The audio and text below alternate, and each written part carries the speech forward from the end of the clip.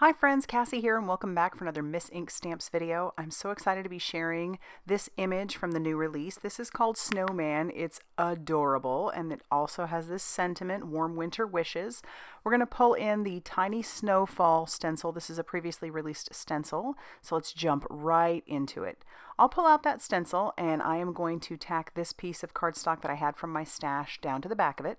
I have this piece cut down to 4 1/4 by 5 1/2 inches, so that is the full front of an A2 size card.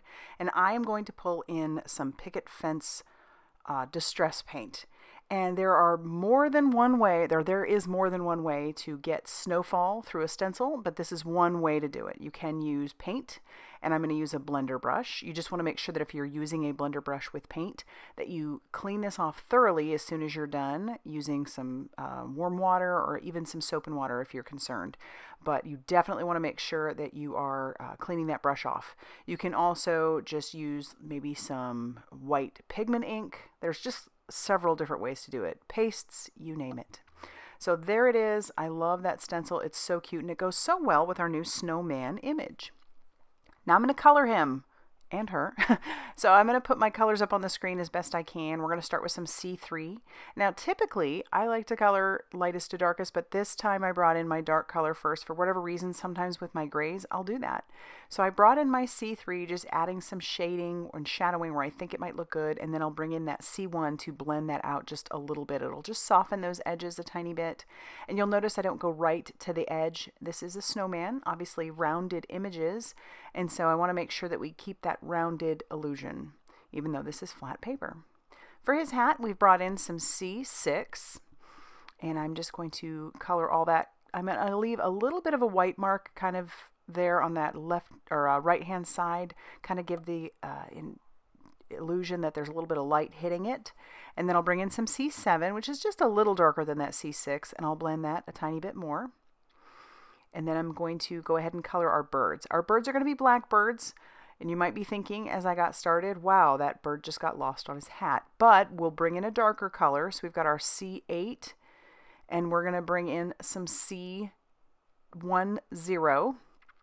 And that will kind of just add a little bit of definition to the bird at the bottom. And so he will stand out from that hat a little bit more. And then, of course, we're going to do the little coal eyes the same with some C8 and some C10. And then we can move on to the rest of our pieces. This is a smaller image, so you could get away with not adding a lot of extra colors.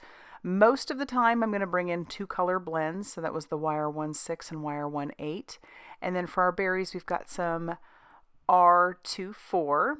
And I'm going to make sure and put some berries all over the ground for our little birds to eat. It's just a darling little image. And then, of course, we'll color her rose that same color and bring in a little bit darker color. Originally, some R46. I just thought I would bring that in just for the rose.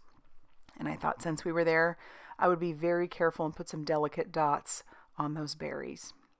For our tree, we have G07, and it's a smaller tree. But I do love how this image could very well go for Christmas or just winter in general. Because I think it's fun to have a tree out for different times of the year. I don't know if you know anybody who does that, but I have some friends that do some fall ones. I have a Christmas, well, it started out as a Christmas tree, but I just leave the lights on it. It's a wooden flat tree, and I keep that one out well into winter because I love all the lights of the winter. We've got some Y26 for our gold color. We're going to put that on his scarf as well. And then once we get that color on, we're going to come in with some Y28. It's just a little bit darker. I wanted this to look more winter than Christmas, but you could go either way. Some E39 for their little stick arms and the bottom of our tree. You could come in with another dark shade, but I'm going to leave it at that. And then for her scarf, we've got some BG57. That's our base color. And then we'll come in with a BG07, which you'd think would be dark or would be lighter than BG57, but it's just how that falls. It's interesting. This is why it's so important to swatch out your products so that you know what they actually look like. Because even the cap looks like it'd be lighter than the BG57. And then I did bring in some C1 to put around their hats, and then also underneath the berries and our birds. And now I'm going to fussy cut around our image, just leaving a nice little white border.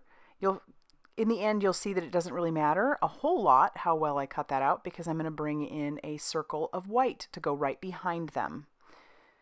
And so I'm kind of just figuring out how I want that to go on there. I'll grab in some liquid glue. You could use foam tape if you wanted, but I'm going to keep this a fairly flat mailer. So I'll just glue that right down. I'm going to trim a little bit of an angle here on the left-hand side of our sentiment. Use my glass mat to line this up and glue that down to the front of our card. I'll trim off that excess, and then I figure since this one is so much bigger on this side for the circle, I'll bring in my guillotine trimmer. That way I can get a nice, clean, straight cut. I don't always trust myself to just use scissors. And then here you could bring in foam tape, but I'm just going to go ahead and glue this down. And I decide I want to bring in a little bit of sparkle before we attach this down. So I'm bringing in a Sakura Jelly Roll pen to add a few dots of, not highlight, but just some sparkle in some areas on those berries. And then also to add just a few little handmade stars right behind them. I figured that would add a little bit of interest, and it would be nice and subtle so that it wouldn't be like in your face.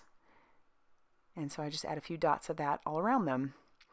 And then when we're done with that, we need to attach this down to our card base. Our card base is the same color, and that was cut to 5.5 inches by 8.5 inches and scored at 4 1/4.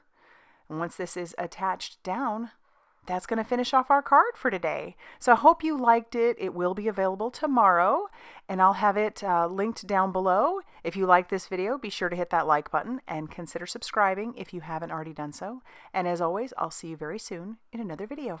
Bye, everybody.